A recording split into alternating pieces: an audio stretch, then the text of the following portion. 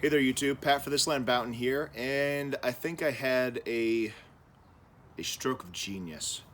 I'd like to introduce, starting now, a new video series that I and also the family are going to try and bring to you out there in the YouTubeosphere. And it's inspired by this idea of, let me adjust this a little bit. I don't know how directly center I am.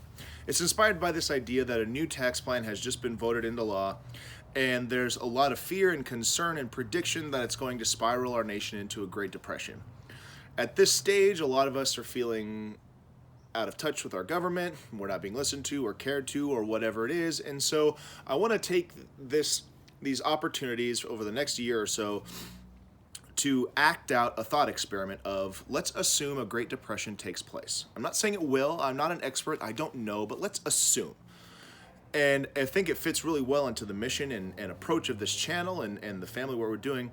What do you do to prepare yourself and to survive as happily and as healthily as you can an economic event like a Great Depression? What are steps you can take? So the family and I are going to be engaging through a series of activities that we think are going to be very, very helpful in not only just preparing for the Great Depression, but I think that a Great Depression, but I think that these are general kind of life philosophies about simplicity and grit and work that can just make you a better person, that we feel we've done some already will have made us better people. And we just want to share that journey and that experience and hopefully be helpful and be useful out there.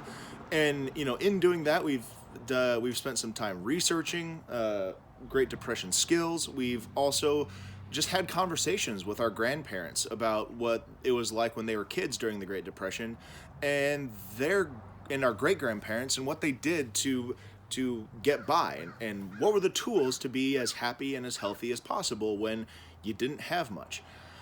And that kind of brings us to this topic here. The first one I'd like to introduce is the idea of just being healthy at all. What are some steps you can take to be prepared for a time when you just don't have money? Make sure you don't have to spend hardly any of it on healthcare. And one of our big issues that we have here now is healthcare is expensive, insurance is expensive, and we are one of the least healthy nations on the planet. And it kind of comes down to our diets and our approaches to exercise. And I really think in my own personal last year of experience, this last year, I began to get healthier and happier and exercise and changing the way I ate, and have more energy. I've lost 40 pounds, and I feel like a fantastic new person. And it's not a huge secret. It's not even a difficult challenge. Anyone that tells you it's like a really complex and hard thing to understand is probably trying to sell you something, and you'll know because they'll say, here's this amazing thing that you can do. And throughout this process, there's probably going to be things I'll say, hey, I recommend buying this, but that's because I've used it. If you've watched any of my other tool reviews, it's because I think I use this thing, I like it, I think you might like it too. I'm not gonna try and push anything on you, but when you do a lot of your research and you look into, like, especially now, some of the most fad diets, the ones that are taking, of course, this paleo approach, the ketogenic diet, plant-based diet, or veganism, anything along those lines, there's two really major common threads. The first one, almost every successful diet shares across the board, is don't eat sugar. Processed sugar is bad for you. It doesn't do you any good. It just makes you fat and unhealthy. Stop eating sugar. If you want to get ready to be healthier for a time when you can't afford healthcare or can afford it even less than now, start by not eating sugar. And then the next one after that nearly all of them share, keto. The ketosis is willing to fudge this around a little bit because it has more interesting restrictions to it. Just eat whole foods.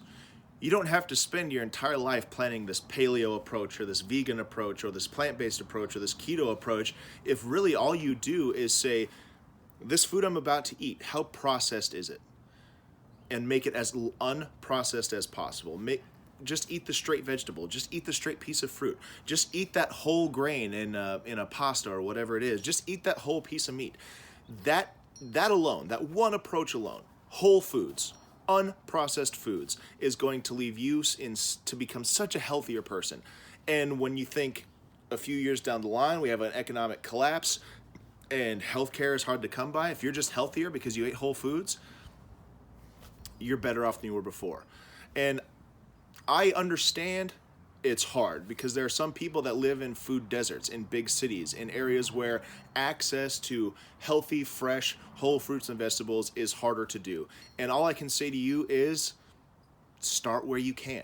Do your best.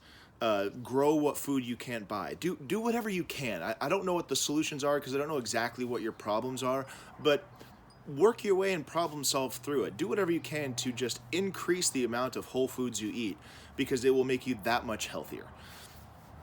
Followed by exercise. That's one of those hard things because it's uncomfortable. A lot of people don't like it. A lot of people are super jacked up on exercise and are all like CrossFit family, pump iron, whatever your deal is.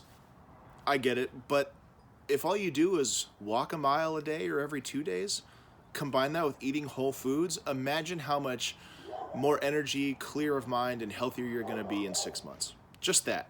A mile a day or every 2 days and unprocessed food. Super simple. All it takes, really, the hard part is it's easy to understand. It's just hard to make yourself do it sometimes. And that's the trick. That's the part that's difficult. And for that, that sucks for you. If that's hard for you, good. Dig in, get at it, go get some. And it will make your life better. You'll feel better about yourself, I promise you. So that there is kind of the first piece of advice that I would say if you want to be a prepper, if you want to be self-reliant, if you want to say, I am prepared for an economic collapse, the first thing you need to do is to take care of you. Be healthier, be happier, be more fit, need less health care because it is expensive. And after that, everything else that's to come down this line is going to be so much easier after you are healthier. Thanks for watching. If you like what you saw, subscribe down below. Check us out on Facebook and on Twitter.